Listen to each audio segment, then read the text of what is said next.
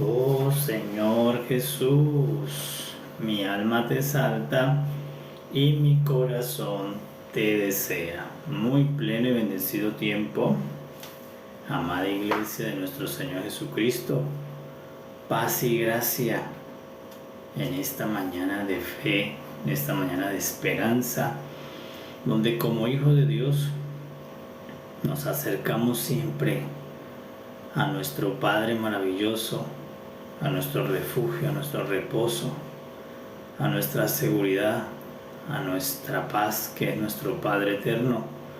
Nos acercamos confiadamente siempre bendiciendo su nombre, bendiciendo su persona, exaltándolo, santificando su nombre, dándole gracias a nuestro Padre maravilloso por todo su amor manifestado para con nosotros por medio de la obra de Cristo Jesús. Por eso, como hijos, venimos delante de su trono con acción de gracias, diciéndole al Padre que estamos muy agradecidos por esta salvación tan grande, que estamos muy agradecidos por habernos manifestado en Cristo su realidad, para que una vez venido Cristo se acaben las imaginaciones de Dios. Ya no debemos imaginar a Dios, ya no debemos suponer que es Dios, como es Dios, porque Cristo trajo la manifestación visible del Dios invisible. Ahora, por medio de Cristo se acaba la imaginación que el hombre tiene de Dios, y ahora en Cristo hay una sola verdad, hay una sola realidad. Cristo muestra la realidad del Dios eterno, del Dios creador de los cielos y de la tierra, del Dios todopoderoso. Y ahora, por medio de Cristo, nosotros conocemos la verdad, conocemos la realidad de Dios y sabemos una verdad muy agradable a nuestro corazón, que Dios es amor, que Dios te ama y Dios me ama, y que el amor de Dios no nos hace mal, no nos hace daño. El amor de Dios nos hace bien. El amor de Dios nos bendice, el amor de Dios tiene bienes para nosotros, tiene pensamientos benignos con los cuales nos ha bendecido siempre. Y por eso este día es un día de bendición. En este día hay día de esperanza, porque mi buen Padre, mi buen Dios de amor, ha pensado para este día cosas benignas para todos sus hijos. Y nosotros las recibimos y le decimos sí, amén, a todos esos pensamientos benignos que se convierten en realidad para nuestra vida en Cristo Jesús.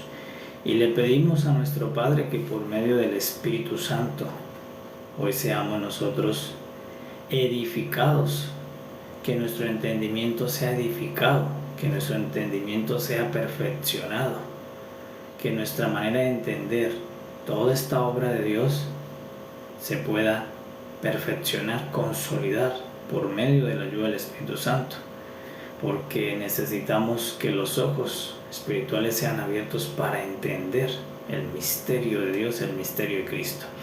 Y para eso el Espíritu Santo, el Maestro, nos ayuda para que nosotros, por medio de la palabra revelada, la palabra también escrita en Logos, podamos nosotros seguir entendiendo esta salvación tan grande, este amor tan grande, para poderlo disfrutar, para poderlo saber operar y disfrutar toda esta bendición que Dios nos ha dado en Cristo Jesús. Por eso, en la dirección del Espíritu Santo, quedamos al leer este texto que vamos a leer en esta mañana, vamos a fluir en el Salmo 141.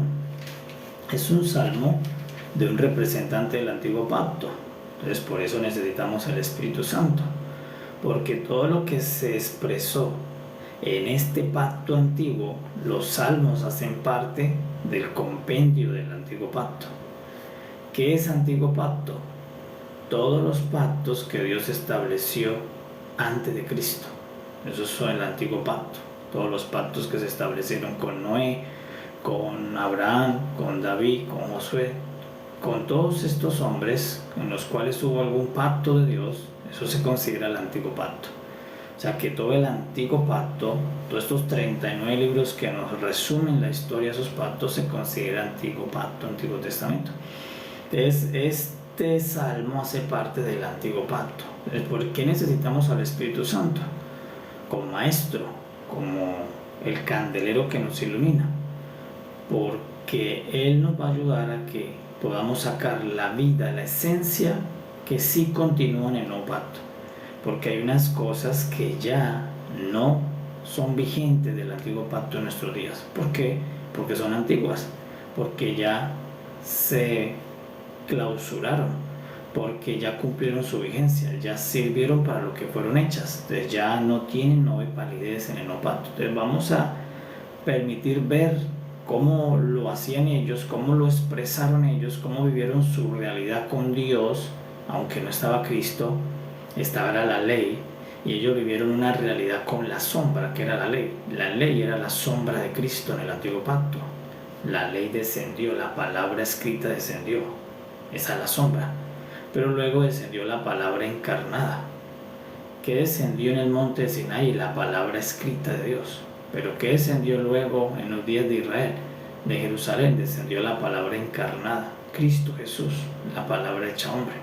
Entonces la ley era la sombra de lo que había de venir, y ellos vivieron con la sombra. Ellos operaron con la sombra, ellos fluyeron con la sombra. Entonces nos puede ayudar a poder consolidar qué es lo que nosotros debemos hacer ya hoy, no con la sombra, sino con la realidad, con Cristo Jesús. Pero no podemos hacer lo mismo que ellos hacían con la sombra, porque ya hoy vino la realidad. Ellos, como la palabra descendió escrita, ellos debían leer la palabra, porque la palabra descendió escrita. Pero nosotros debemos oír al hombre, que es la palabra encarnada, oír a Jesús, porque ahora la palabra habla, tiene sonido. En la piedra no tenía sonido, era una piedra muerta, donde el hombre leía la palabra en esa piedra muerta. Pero ahora nosotros debemos oír la palabra, y por eso dice la Escritura, y no solo oírla de cualquier manera, sino oírla con fe, porque la fe viene de la palabra que viene de la boca de Dios. Entonces, pero el antiguo pacto nos ayuda porque son sombras, y si a ellos le funcionaron las sombras, ¿cuánto más nos va a funcionar a nosotros la realidad de Dios, que es Cristo Jesús? Si a ellos le funcionó la palabra escrita en piedra, ¿cuánto más va a funcionar ahora la palabra encarnada, la palabra hecha hombre? Va a funcionar mucho más que la antigua. Tiene mejores beneficios fluir con la palabra encarnada que fluir con la palabra escrita. Entonces, porque la palabra escrita no daba explicaciones. La palabra escrita no había una forma de explicarla, pero la palabra encarnada vino y dice que tomaba a los discípulos y los llevaba a diferentes lugares y les explicaba las parábolas, les explicaba lo que él hablaba. Había explicación de la palabra. La palabra escrita no tiene explicaciones, es más cerrada. Entonces, por eso estos salmos, aunque pertenecen al antiguo pacto, nos ayudan a poder ver mejor cuál es la realidad nuestra en Cristo Jesús en el nuevo pacto. Entonces vamos a fluir en el Salmo 141. Dice así: en el nombre del Señor Jehová, a ti he clamado, apresúrate a mí, escucha mi voz cuando te invocaré. Suba mi oración delante de ti como el incienso, el don de mis manos como la ofrenda de la tarde. Pon guarda a mi boca, oh Jehová, guarda la puerta de mis labios. No dejes que se incline mi corazón a cosa mala, a hacer obras impías con los que hacen iniquidad, y no coma yo de sus deleites. Que el justo me castigue será un favor, y que me reprenda será un excelente bálsamo, que no me herirá la cabeza. Pero mi oración será continuamente contra las maldades de aquellos. Serán despeñados sus jueces, y oirán mis palabras que son verdaderas, como quien hiende y rompe la tierra. Son esparcidos nuestros huesos a la boca del Seol. Por tanto, a ti, oh Jehová, Señor, mira en mis ojos. En ti he confiado, no desampares mi alma. Guárdame de los lazos que me han tendido. y de las trampas de los que hacen iniquidad. Caigan los impíos aún en sus redes, mientras yo pasaré adelante. Oh Señor Jesús, mi alma te exalta, mi corazón te desea. Esa es la oración, es una oración. Por eso dice el salmista, suba a ti mi oración. Entonces, es un hombre que está haciendo algo que es legítimo, tanto en el antiguo pacto como en el nuevo es legítimo. ¿Qué es legítimo? Orar. Orar es legítimo en los dos pactos. Aunque tenemos un nuevo pacto, no significa que orar no sea legítimo en el nuevo pacto, es legítimo. Hoy nosotros oramos a nuestro Padre. Nosotros tenemos ese verbo espiritual, lo llamamos orar, y el Señor Jesús dijo, hoy nací, nos enseñó incluso a orar. Entonces esta es una oración que hacía este representante, que es un rey, que tiene una unción que lo acompaña. Recuerden que a David lo ungieron para ser rey, y quien tenía la unción significaba que tenía un favor especial de Dios. Ese era el ungido entre todo el pueblo, era el que Dios tenía una misión específica con él, era donde Dios asignaba una tarea. Para eso era la unción. La unción Dios la daba para que esa persona pudiera hacerle una misión a Dios, un propósito. Entonces por eso era ungido por misión. No era ungido porque era el más amado de Dios, no, era ungido porque era el que Dios sabía que iba a ser más idóneo en una tarea. Entonces para eso era la unción capacitaba a quien la portaba para poder hacer para Dios una expresión, una misión. Por eso Dios ungió a Sansón con fuerza, Dios ungió a Moisés con la vara, Dios ungió a Josué con la espada. Entonces esa unción venía sobre hombres para que esa unción le diera un poder de operar, para que el propósito de Dios más se manifestara, para que el propósito de Dios avanzara. Entonces el hombre ungido pues era el único que había ungido en esa nación, en ese pacto. Entonces en ese pacto había un solo ungido, y esa es la diferencia del nuevo pacto, porque en el nuevo pacto todos estamos ungidos por el Espíritu Santo. Hoy todos tenemos la unción del Espíritu Santo, no es uno solo. En el antiguo pacto uno solo portaba esa unción, uno solo era el intocable, uno solo era el que podía ayudarle a Dios más que los demás, porque tenía la unción del Espíritu Santo. Era el que podía con esa unción tener unas facultades, unas habilidades, unos poderes que lo hacían cumplirle a Dios una obra. De Dios se manifestaba por medio del ungido en ese tiempo, pero en el nuevo pacto Dios se manifestó por medio de su unigénito, por medio de su Hijo, y ahora el Hijo nos dio a todos el Espíritu Santo, la unción del Espíritu Santo. Entonces todos nosotros estamos capacitados, ungidos, para poder participar del propósito eterno de Dios. En el antiguo pacto solo había uno, en el nuevo pacto somos todos tenemos la unción del Espíritu Santo. Entonces, ¿por qué se registra más en el libro las oraciones de David? Porque David era el ungido, toda la tradición estaba sobre el ungido, porque Israel después de Dios confiaba en el ungido, porque ellos sabían que Dios siempre tenía un hombre ungido que los protegía, que con esa unción los iba a ayudar, una unción que le daba Dios. Así como Israel sabía que Moisés con esa vara ungida, esa vara los iba a ayudar, pues ahora con el rey ungido Israel sabía que con ese hombre Dios los iba a ayudar.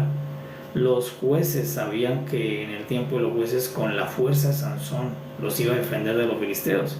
Ellos confiaban en que el hombre ungido iba a hacer un favor por ellos, porque para eso Dios lo ungió.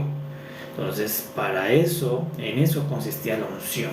La unción no se daba al más amado por Dios, no era el que Dios más amaba.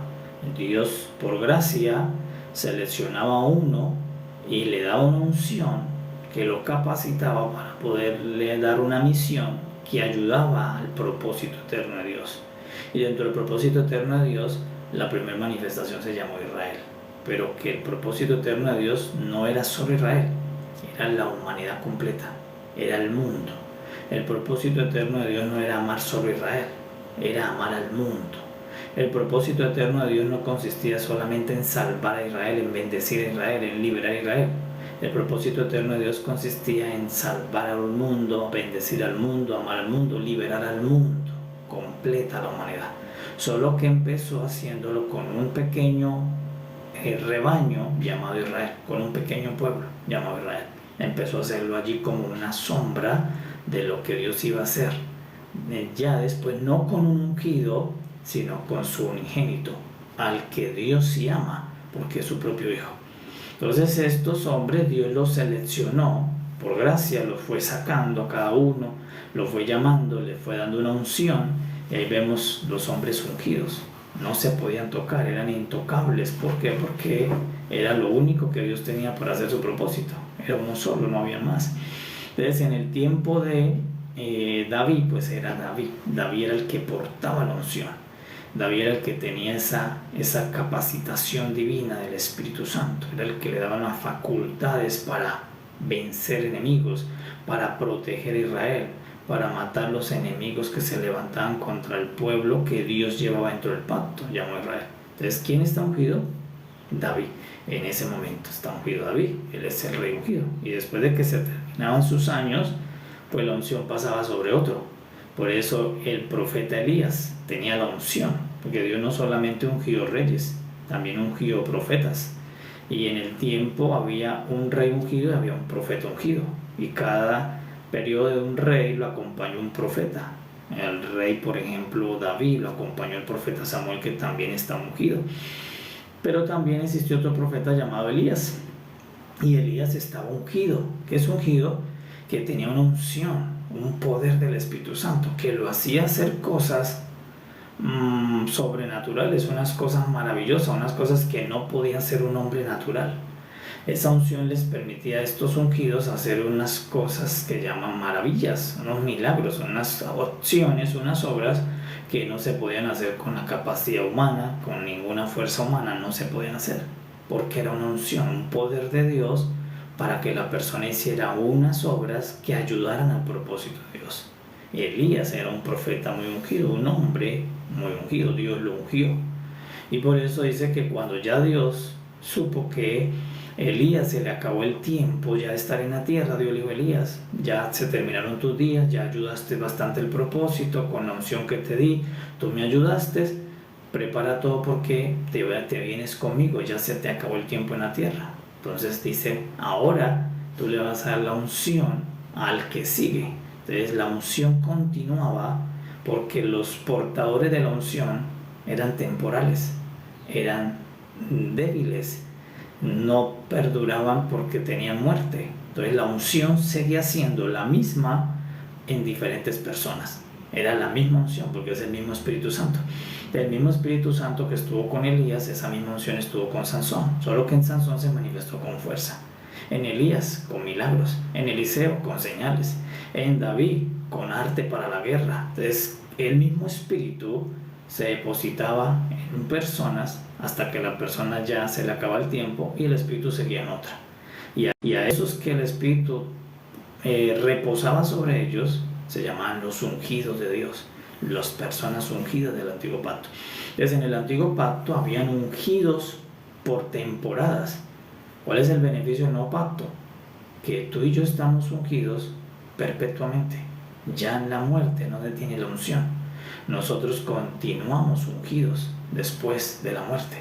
Por eso la sombra estaba en los huesos de Eliseo, que aunque Eliseo estaba sepultado allí bajo tierra, dice que cuando cayó un enemigo, un soldado, cayó gravemente herido o muerto, cayó, volvió y tomó despertar vida al caer sobre los huesos de la tumba de Eliseo.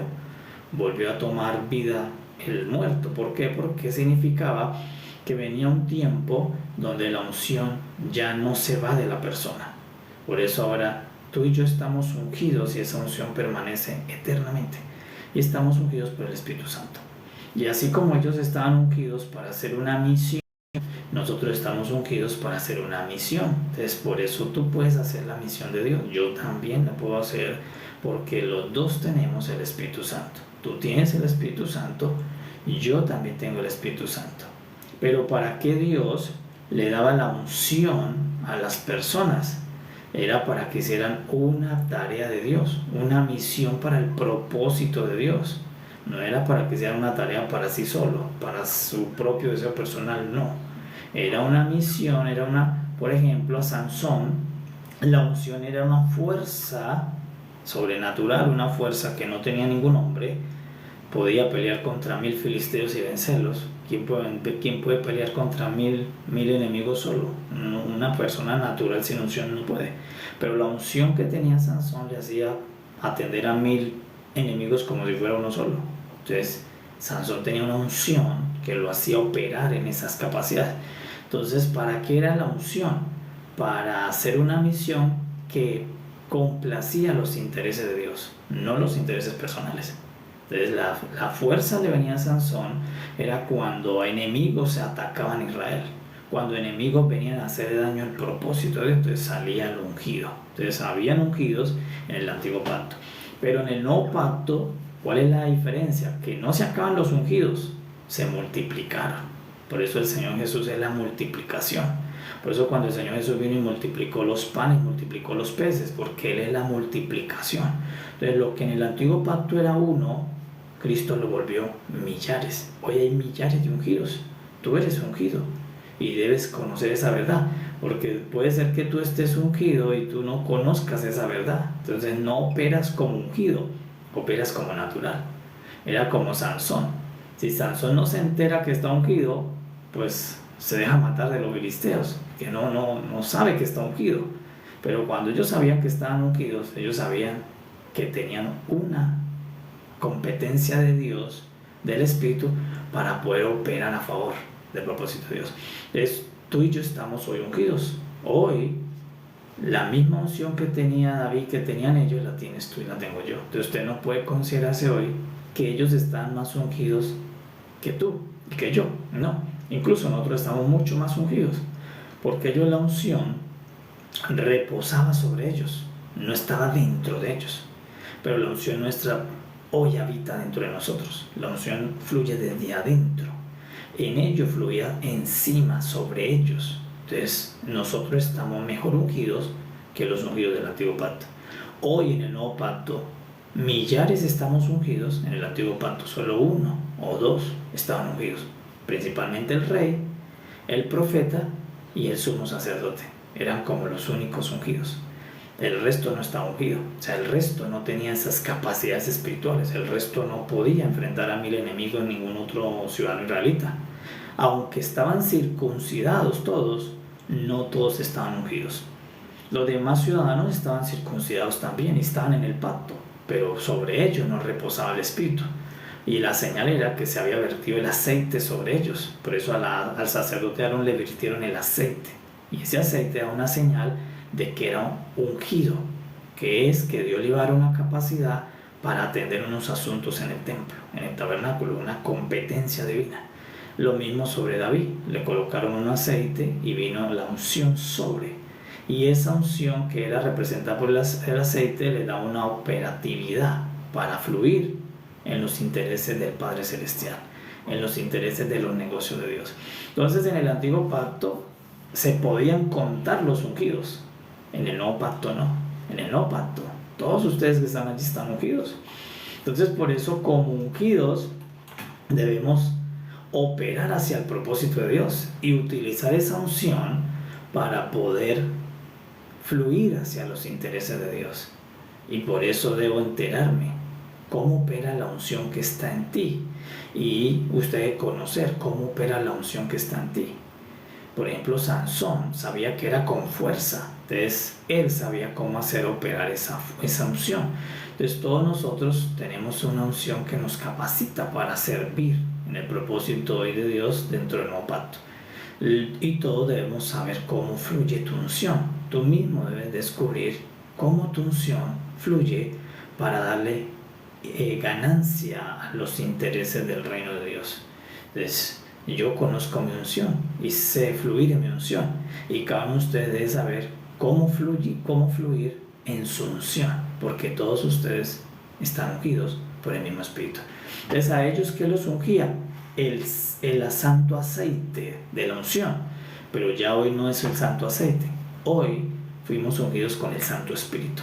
Y por eso el Santo Espíritu nos puede ungir a todos en diferentes geografías, porque es el Santo Espíritu el que te unge y me unge para cumplir un propósito en el reino de Dios. Entonces, este es David. Era un rey ungido, uno de los ungidos que tenía el pueblo, porque el otro ungido era el sumo sacerdote y el otro el profeta de turno. Pero la unción se tenía que pasar para otra persona después de que cada uno de ellos muriera. Después de que ellos morían, la unción pasa a otra persona. Elías se tiene que ir, pues la unción pasa a Eliseo. Luego se va el rey David, pues la unción pasó a Salomón. Entonces cada uno operó con una demostración de unción que fue multiforme. No se manifestó en todos de la misma forma. La unción que operó en David fue diferente a la que operó en Salomón, pero era la misma unción, era el mismo espíritu, porque el Espíritu hace multiformes dones, multiformes señales. Entonces, por eso hoy en el cuerpo de Cristo hay multiformes señales, hay multiformes dones, porque el Espíritu Santo opera multiformemente en todos, pero todo debe ser para llevarle ganancias al reino de nuestro Padre, al reino de Dios, para hacer avanzar el reino de Dios y manifestar la obra de Cristo entre las naciones. Entonces, todos estamos no solamente salvos, estamos ungidos, igual que en Israel. Algunos estaban circuncidados. ¿Qué significaba que estaban circuncidados? Que tenían un pacto con Dios. Dios respondía por el circuncidado, pero no todos estaban ungidos. Entonces hoy un beneficio del nuevo pacto gracias a Cristo es que todos estamos salvos, pero todos estamos ungidos. Todos tenemos una competencia del Espíritu Santo para operar en un don espiritual, para operar a favor del cuerpo de Cristo. Y por eso cada creyente debe fluir en ese don, fluir en esa gracia, para ayudar al reino de Dios, para dar ganancia al reino del Padre. David tenía una unción y él fluyó en esa unción. El profeta tenía esa unción y el profeta fluía en esa unción. Y el sumo sacerdote tenía esa unción y fluía en esa unción. Pues hoy, ¿qué debemos hacer nosotros? Lo mismo. Al tener la unción debemos fluir en la unción. Es decir, que esa unción yo debo hacerla mover, fluirla, para que venga una utilidad al reino de nuestro Padre eterno. Entonces no puedo vivir como si no fuera ungido. Algunos de ellos vivían como si no fueran ungidos porque no todos lo eran, solo eran circuncidados. Pero nosotros hoy somos circuncidados de corazón y además somos ungidos por el Espíritu Santo. Entonces todos debemos estar colaborando con el propósito eterno de Dios por esa unción. Entonces por eso estaban en Hechos de los apóstoles en el aposento alto y todos fueron ungidos por el Espíritu Santo. Los 120 que habían, todos fueron llenos del Espíritu Santo. Y el Señor Jesús dijo, van a recibir poder, una competencia. Viene el Espíritu que a cada uno le va a dar una competencia para servir al reino, para servir al propósito. Entonces lo que yo hago en mi unción no es lo mismo, por ejemplo, que lo que hace Sadiel. Sadiel en su unción tiene otro don. Y yo en mi unción tengo un don, pero es el mismo Espíritu. Y que lo que él hace suma al reino y lo que yo hago suma al reino. Y cada uno de los que estamos allí en su unción, todos lo que hacemos sumamos al reino de nuestro Padre. Yo de una manera y usted de otra manera, pero todos vamos expresando esa unción que suma ganancia al reino eterno. Entonces este es el hombre ungido. ¿Cómo se llama el hombre ungido en el Antiguo Pacto? David. Entonces usted no puede pensar que David es más grande que usted. No, hoy incluso nosotros somos más grandes que David, porque David todavía era un siervo ungido. Y ahora en el nuevo pacto tú eres un hijo ungido y además amado. Entonces nosotros tenemos mejores beneficios que los que tenía este siervo ungido. Nosotros tenemos hoy, somos hijos ungidos de nuestro Padre. Tenemos una unción. Entonces, ¿qué oraba este siervo ungido? Dice que él oró. Y la oración hace parte de los dos pactos. Los siervos oraban, los ungidos oraban, pues los hijos hoy ungidos oramos también. La oración no se acabó con la ley, seguimos orando.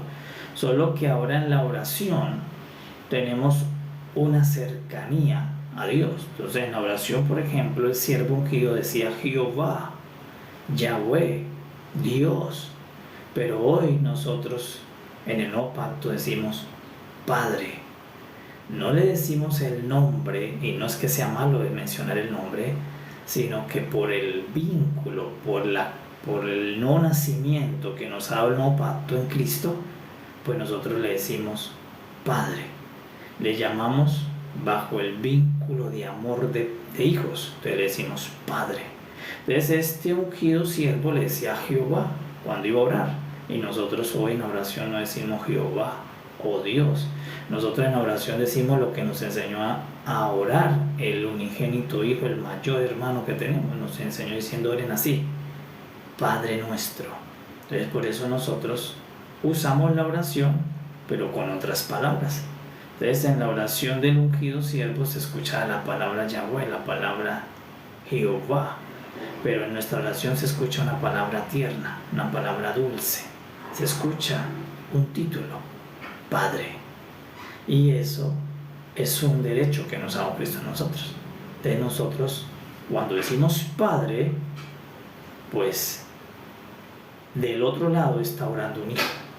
Y es si este siervo ungido sabía que Dios se apresuraba a oírlo cuando él le oraba y lo invocaba, ¿cuánto más se apresura a Dios cuando le ora, le invoca, le habla un hijo en la tierra?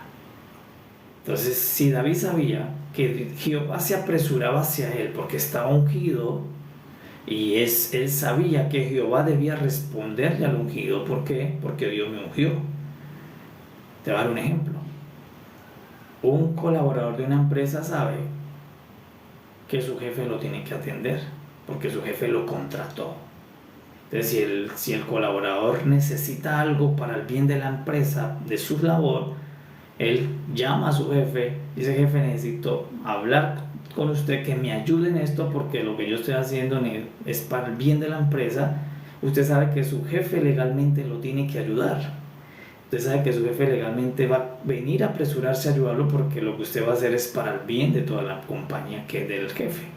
Entonces lo mismo sabía David. David dice, si tú me ungiste y tú me colocaste para ayudarte a hacer esta misión, pues tú te tienes que apresurar a mi oración porque tú me ungiste. Entonces, si David sabía que por ser ungido Jehová se apresuraba a oírlo, ¿cuánto más? Hoy los herederos del nuevo pacto sabemos que mi Padre está atento de todo lo que yo hablo con él. Y el Señor Jesús nos dijo algo mucho más maravilloso. Dijo que incluso antes de que nosotros le oremos en que necesitamos algo, en que tenemos una necesidad, dice, vuestro Padre ya de antemano conoce tu necesidad. Y asimismo de antemano ya te mandó la respuesta, ya te mandó la solución. Por eso la solución a tu necesidad ya ha sido enviada de parte del Padre. Porque si se apresuraba un amo a ayudar a un siervo, ¿cuánto más se apresura un padre a salvar a un hijo? ¿Cuánto más? Por eso el Señor Jesús dijo, siendo ustedes padres imperfectos, padres malos, se apresuran a darle a sus hijos cuando le piden, ¿cuánto más vuestro Padre perfecto, bueno, amoroso, se apresura a ayudarlos a ustedes?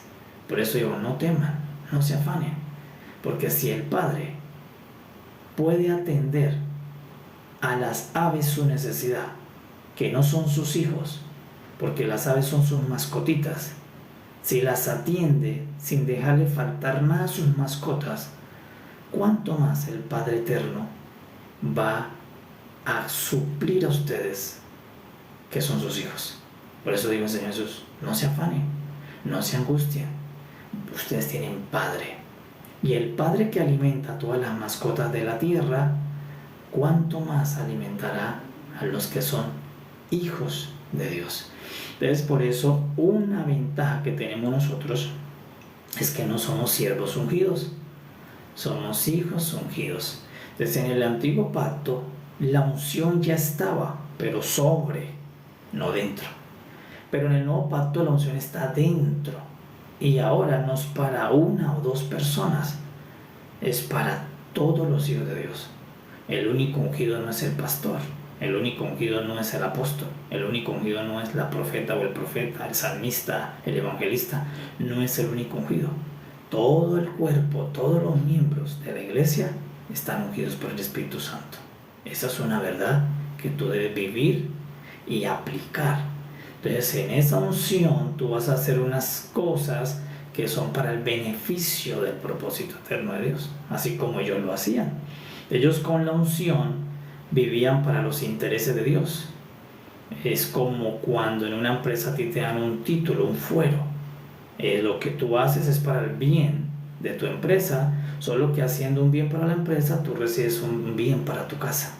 Entonces, lo mismo, cuando tú bendices el reino de Dios, cuando con tu unción tú haces que el reino de Dios esté mejor, pues de allí se va para tu casa lo que tú haces en bien del reino de Dios. Ahora, ¿qué no está justo? ¿Qué no es justo? ¿O qué no funciona? Si en una empresa se coloca una persona, se le da un título, un fuero, para que lo opere y le dé ganancia a su empresa, si esa persona, aunque tiene el título del fuero, no lo opera y no le hace ganancia a su empresa, pues es injusto que él ahora llegue a su casa, porque ¿cómo hallar a su casa de lo que no ha ayudado a su empresa? Entonces, por eso es que cuando nosotros vamos a una empresa, es más la foto del reino de Dios, porque cuando usted va a una empresa, usted hace unas funciones con un fuero, con un título que le dan, un cargo, le dicen, mire, usted le vamos a dar este cargo, esta autoridad, para que usted haga esto, para que traiga bien a la empresa. Y de ese bien mayor, tú vas a llevar un bien menor para tu casa. Entonces, lo mismo funciona en el reino de Dios. Entonces, si en el reino de Dios los ungidos no hacen fluir su unción para beneficiar el reino, pues ¿cómo llevan a su casa? Entonces, por eso es que las casas, luego dicen, pero ¿por qué faltan tantas cosas en la casa? Y es que puede ser que está salvo, pero no está manifestando su unción. ¿Y qué es que no está manifestando su unción? Que no está fluyendo en el bien del reino de Dios con su unción. No está fluyendo sobre ese don que le permite a la iglesia y al reino fluir para que sea el bien mayor, y que luego todo de ese bien mayor vivamos de ese bien mayor, porque nosotros dependemos del reino de Dios. Por eso el Señor Jesús dijo, busca primeramente el reino de Dios, viva para el reino de Dios primero, y de allí las añadiduras se le van llegando a donde ustedes están. Pero si no sirves primero al reino de Dios, no buscas primero el reino de Dios, no operas, no laboras para el reino de Dios primero, ¿cómo le llegan las añadiduras? Pues lo mismo que en una empresa. Tú trabajas primero para la empresa, y de la empresa tú recibes un bien para llevar a tu casa. Así mismo funciona el reino de Dios. Entonces, estos hombres estaban ungidos. Entonces, ¿cómo oraba el ungido? Jehová, tú te apresuras a escuchar mi oración. Entonces, ¿qué sabemos nosotros? ¿Cuánto más los hijos? Por eso le dijo Pilatos, ¿se acuerdan? Al Señor Jesús, yo te puedo ayudar, dígame y te saco esta. Y el Señor Jesús dijo, no, mi Padre, si ya mi Padre quisiera, ya me hubiera mandado una legión de ángeles, porque mi Padre se apresura a la oración del Hijo. Entonces, si Dios se apresura a la oración de un siervo, como David, ungido, ¿cuánto más a la oración, a la necesidad de un hijo ungido? Entonces, por eso ninguno de los que estamos acá debe dudar del Padre. Ninguno debe pensar que el Padre no conoce tu necesidad. Tampoco puedes pensar tú que no, es que mi Padre no me escucha, no me responde. Lo que debo mirar es luego en la oración, si esa oración es conforme al propósito. Porque si no es una oración conforme a tu propósito, pues no se responde. Porque puede ser que tú le estés diciendo a Dios, como Jonás, Dios, bendíceme en este viaje a Tarsis. Y Dios dice, ¿cómo te va a bendecir en Tarsis si yo te mandé a Nínive? no te puedo bendecir en Tarsis, te puedo bendecir pero en Nínive. En Tarsis te puedo salvar de los líos que te vas a meter, pero en Nínive sí te puedo bendecir con gran bendición. Entonces depende de la oración, ¿verdad? Porque a veces nosotros, por eso dice el apóstol que no sabemos orar, no sabemos pedir, porque pedimos fuera del propósito de Dios. Entonces al pedir fuera del propósito de Dios, pues esas son las oraciones que como que nunca se responden, porque ¿cómo se responden si no están dentro del propósito eterno de Dios? Entonces, ahora el salmista, ¿qué más sigue diciendo? Suba mi oración a ti como el incienso. Entonces, recordemos el incienso. Ustedes recuerdan el incienso, ¿verdad? Incienso. Cuando hablamos de incienso, ¿a dónde nos lleva la palabra incienso? Al tabernáculo. Muy bien, al tabernáculo. La primera vez que empezamos a hablar del incienso es en Éxodo, en Levítico, cuando Dios le dice a Moisés, y dentro del tabernáculo el sumo sacerdote va a preparar un ingrediente que se llama el incienso, y ese incienso lo va allí a usar dentro del tabernáculo, principalmente en el lugar santo. Entonces, y allí le dio las especies con lo que lo debía armar, con lo que lo debía preparar, porque no se puede hacer de cualquier manera. El incienso no se podía fabricar al deseo ni al gusto del sumo sacerdote, tenía que ser como a Dios le agradaba el olor del incienso, en las medidas, en las cantidades, con las hierbas que se requerían. Entonces Dios mandó a hacer un incienso, y el sacerdote hacía que ese incienso subiera o se presentara delante de Dios. Entonces el salmista toma esa foto y dice, suba mi oración como sube el incienso delante de ti. Eso vio el salmista, decía, así como el incienso, ese olor fragante llega ante ti, suba mi oración delante de ti, así como sube el incienso. Entonces, ahora, eso dice David, dice que mi oración suba como sube el incienso. Pero Cristo Jesús, el fiador de nuestro pacto, nuestro supremo Salvador, nuestro supremo Señor, nuestro sumo Rey, sumo sacerdote, nuestro sumo capitán, nuestro sumo maestro, nuestro sumo creador, el Señor Jesús, nuestro sumo novio, Él no sube su oración a Dios, Él mismo subió ante Dios. Entonces Jesús es más grande que David, porque David necesita que la oración suba como el incienso, pero Cristo es el incienso que sube delante de Dios. Nadie más ha podido subir delante del Padre sino el Hijo, lo que significa que Cristo es el nuevo incienso que ha subido de la tierra hasta la eternidad, hasta el cielo. Por eso antiguamente la foto era que había un incienso que podía llegar ante Dios, preparado con humanidad, con materiales de la tierra, y Cristo Jesús, tomando humanidad, tomando carne, tomando materiales humanos, es el único ser que ha podido ascender hasta el trono de Dios y estar sentado en el trono de Dios. Es el único incienso. Cristo es el incienso que de la tierra subió como olor fragante para que Dios huela nuevamente la fragancia de los hombres, la fragancia humana.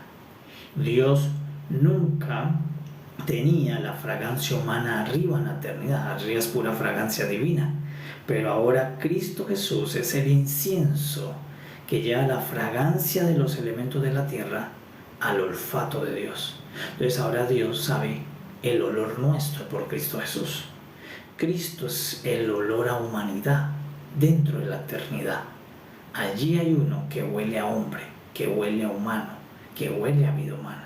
Y ese es el incienso que está allí sentado en el trono, que le recuerda a Dios que tiene un pacto contigo, que tiene un pacto conmigo, y que pacto contigo, que tiene un pacto conmigo, y que pacto contigo, que tiene un pacto conmigo, y que Dios es propicio a tu vida, que Dios es propicio a salvarte, a bendecirte, a ayudarte, porque es el Padre que no corre a ayudar a sus hijos por la conducta que tienen, sino por el amor que les tiene.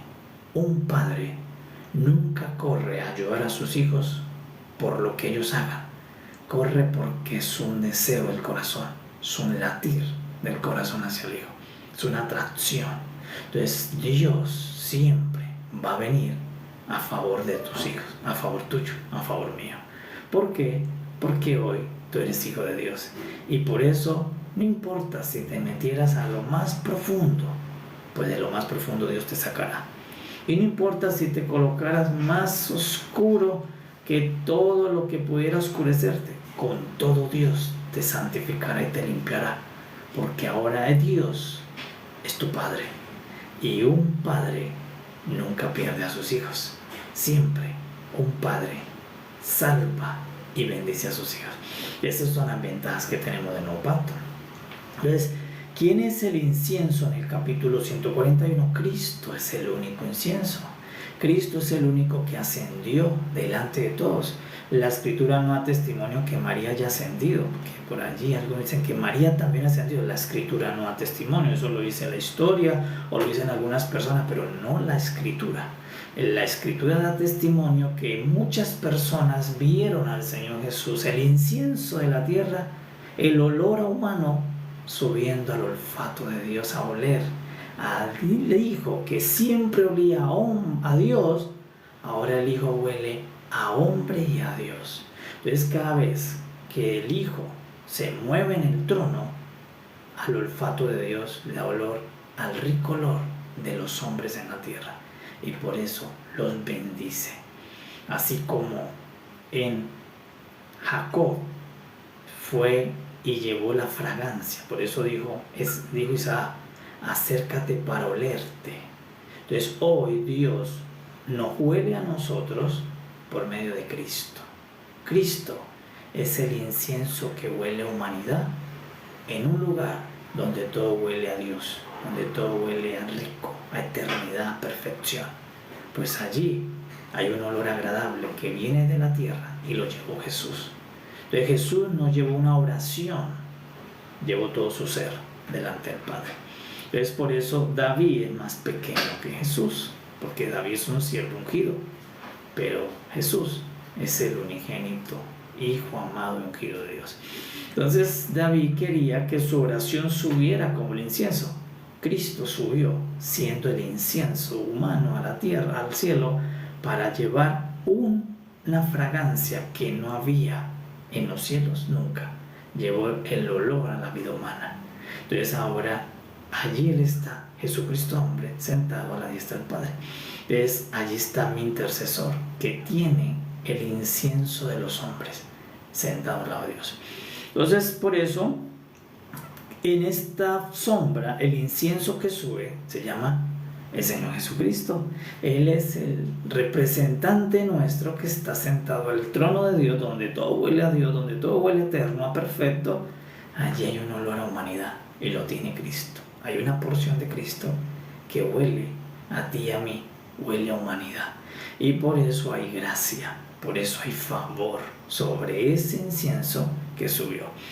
Le dice, el don de mis manos suba a ti como la ofrenda de la tarde. Entonces David quería que esa oración de él subiera como incienso y que la ofrenda subiera agradable a Dios. Pero Cristo Jesús es la ofrenda misma que se presentó ante el Padre.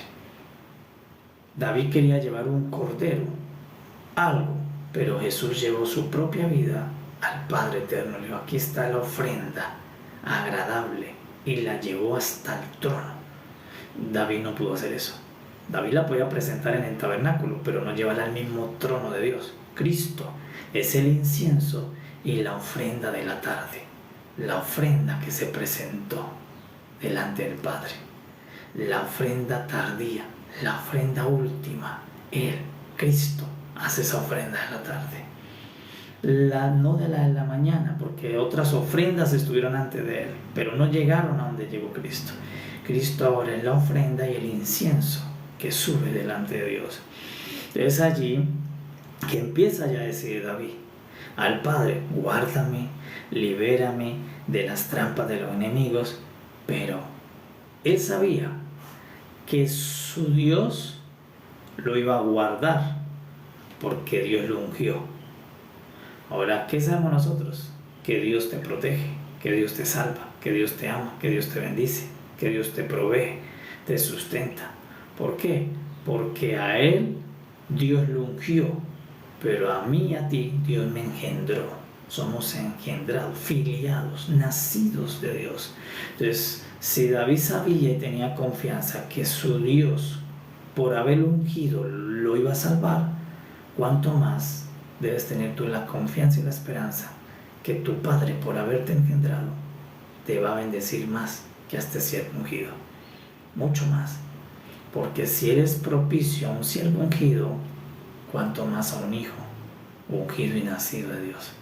Y nosotros tenemos la protección de nuestro Padre, la provisión de nuestro Padre, el amor de nuestro Padre con nosotros. Por eso continuamente nosotros le decimos: Padre, Abba, Padre nuestro, te amamos, te bendecimos, Padre. Padre, gracias, porque tú continuamente manifiestas en mí tus propósitos, tus pensamientos para el bien de tus hijos, el bien de tu iglesia. Entonces, capítulo 141, Cristo es el incienso y la ofrenda que sí pudo subir delante de Dios, tanto que se sentó al trono y Dios le agradó el incienso. Por eso ya no hay otro incienso. Aunque los sacerdotes sigan preparando por allá mirra, sigan preparando las especies para preparar incienso, primero no va a llegar hasta el trono. Allí en la atmósfera se va a perder. Segundo, ya Dios no recibe ese incienso. ¿Por qué? Porque ya llegó el incienso hecho con materiales, los mejores materiales de la tierra, con material humano, con olor a humano, no con olor a planta. Llegó un olor con olor a humano, olor a humanidad. Ese olor, ese perfume en los hombres es más agradable a Dios que el perfume de las plantas, que el perfume de las flores, que el incienso. Y ese perfume lo tiene Cristo. Cristo es el perfume de Dios, porque tiene el perfume de Dios y el perfume de los hombres. Cristo huele a Dios y Cristo huele a hombre. Cristo huele a humanidad. Y está allí, al olfato de Dios, sentado en su trono. Entonces, por eso, Cristo le llevó el mejor incienso a su Padre, hecho con su propia materia prima, con su propia materia, con su propia vida. Fue un incienso para Dios. Y por eso, después de Cristo, ya no hay incienso que haya que prender, que haya que usar, porque después de Cristo todos los demás inciensos se clausuraron. Ya no podemos hacer el que se hacía en el antiguo pacto del sumo sacerdote. Aunque busquemos los mismos elementos, ya ese incienso no es el que le agrada a Dios, porque eso era una foto que con materiales triturados, machacados, se tenía que llevar un olor fragante a Dios. Pues todo eso era Cristo, que al machacarlo, al sacarle la sustancia, al sacarle la vida, se iba a llevar una fragancia a Dios, un incienso a Dios. Cristo era ese incienso en fotos, y ahora Él es el perfume que a Dios le agrada, porque en Él está el perfume a Dios y está el perfume a humanidad. En Cristo se pueden oler tanto la eternidad como la humanidad en un mismo vaso, en un mismo contenedor. Entonces Él es el incienso que subió delante del Padre. Por eso cuando resucitó, las mujeres o la mujer que estaba allí lo iba a tocar, lo iba a abrazar de la emoción. Él dijo: no me toques, porque voy a ir donde mi Padre a ofrecerle este incienso, a que huela la primicia de un hombre resucitado que tiene a Dios, divinidad y humanidad al tiempo. Voy a que mi Padre sea el primero que pueda recibir esta primicia, este incienso que fue presentado. Y voy a llevarle a mi Padre esta ofrenda, que Él mismo es la ofrenda agradable, la ofrenda de la tarde para su Padre. Después de eso, amados, ya no hay incienso que valga. Ya no hay incienso que toca preparar. Ya no hay incienso que usted coloque en la casa, a colocar este incienso para que se vayan los malos espíritus. No, ese incienso no va a correr los malos espíritus ni las malas energías. El incienso que ahora tú debes invocar, el con el que debe perfumar tu vida, tu casa, es Cristo Jesús. Cuando invocas el nombre del Señor Jesús, el incienso está en tu casa. El incienso está en tu vida. Y ese incienso, sí, es repelente de todo lo maligno. Ese incienso además es la atracción de Dios al lugar. Cuando hay ese incienso, la preparación del incienso permitía que hubiera un ambiente propicio para que Dios bajara su Shekinah. Pues hoy, cuando tú tienes a Cristo, el incienso es suficiente para que Dios venga a tu casa, Dios venga a tu vida. Porque el incienso atrae a Dios, atrae la gloria. Y el Cristo atrae a Dios donde se está invocando. Por eso, donde se coloca el incienso de Cristo, la gloria de Dios, la bendición de Dios, el Shekinah de Dios se atrae hacia ese lugar, porque la atracción de Dios es su Hijo, es su propio unigénito. Entonces ahora toda la iglesia tiene el incienso que atrae a Dios, trae la gloria, trae los eventos, los milagros, los dones, las maravillas. Por eso, porque está el incienso. ¿Y cuál es el incienso? No nuestras oraciones. El incienso se llama Cristo Jesús, que fue la materia prima mezclada, triturada y presentada para hacerla fluir delante de una materia prima